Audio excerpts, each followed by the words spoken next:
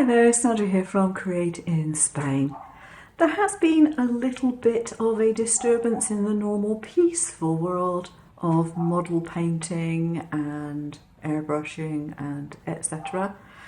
due to a dispute between two paint manufacturers, one being Vallejo, the other being Green Stuff World. Now I was unfortunate to get caught up in the middle of this, but I'm not a political creature and I am going to be doing a comparison of both brands of paint. In the interest of being open and honest, in this particular case, Green Stuff World supplied me with the paints to do these, and the other paints were supplied to me by Vallejo. Now, Vallejo sent them as an apology because Green Stuff World insisted that I took a previous video down. I'm not going to go into the reasons for this. I want to use paints. I am not into the politics.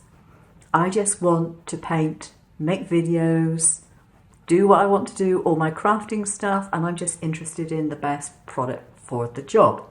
So although I did say to Green Stuff World I would do a review video on their paints that they sent to me, I didn't say I would do it solely on their paints. I'm being fair, I'm going to do the other side as well.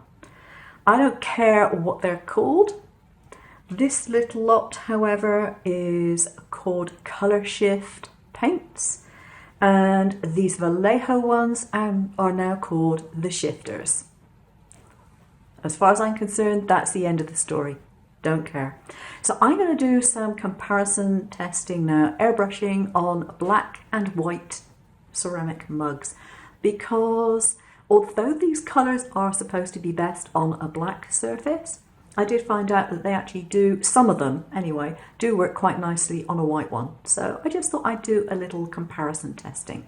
But the recommended thing is glossy black, and this is the glossiest, blackest thing I have. So I've made myself a stencil and I'm just going to do a little bit of quick airbrushing through the stencil to see what effects I get.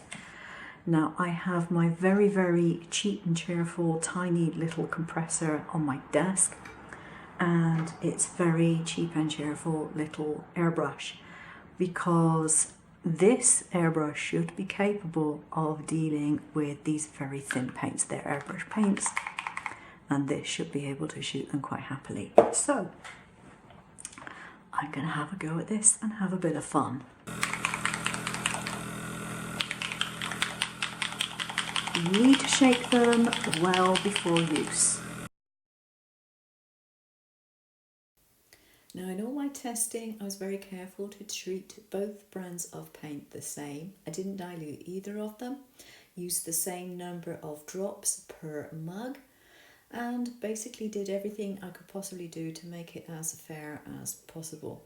So this is the result of the first mug, which is the Green Stuff World paint, and I've had a look at it under different types of light, but I'm just going to leave it to dry for a while and come back and check it out later on.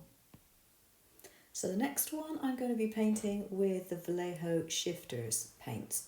I've used exactly the same number of drops of paint, done exactly the same type of technique with my airbrush, and the only difference is the brand. I've even tried to match up the colours as well as I could. So for the moment of truth, we'll see what results we've got here.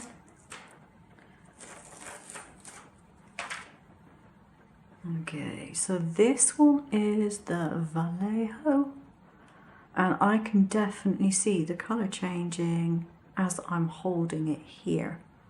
I can actually see the colours changing around. I don't know if you catch it on camera, well I definitely can.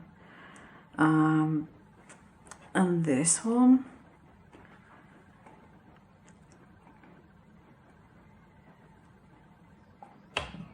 oops, I put that in there because I wanted to make sure I knew which one was which. So this one is the Green Stuff World. Okay. I think it's showing a bit more now on the colour shifting now that it is dried. And this one is the Vallejo Shifters paints.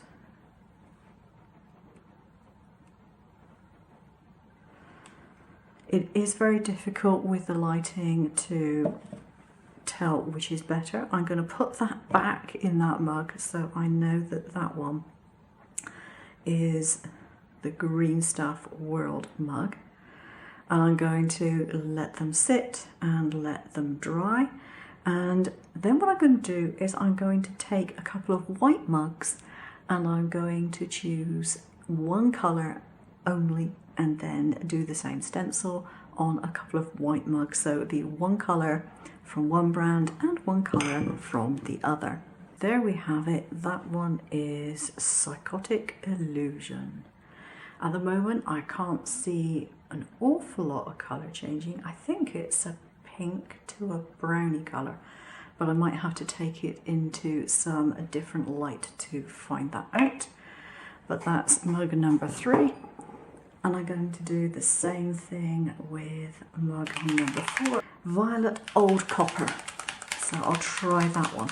Take the stencil off of this one too.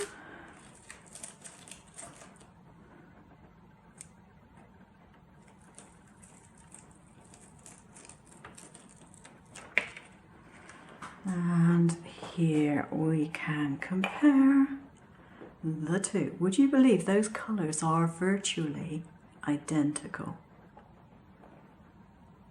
Interesting. So what I'm going to do is I'm going to take these downstairs. I'm going to show my husband, I'm going to show my son, and I'm not going to tell them which one is which. And I'm going to see if they can see that there is any difference. For the final comparison test, I'm going to take a black mug, a white mug, and 2 paints. I'm going to put one brand on this side, one brand on the other. I have tried my best to make sure that the colours are comparable, and I'm just going to do a swatch. So on the white mug, neither of them are especially noticeable. But this one is slightly more noticeable than the one on the other side.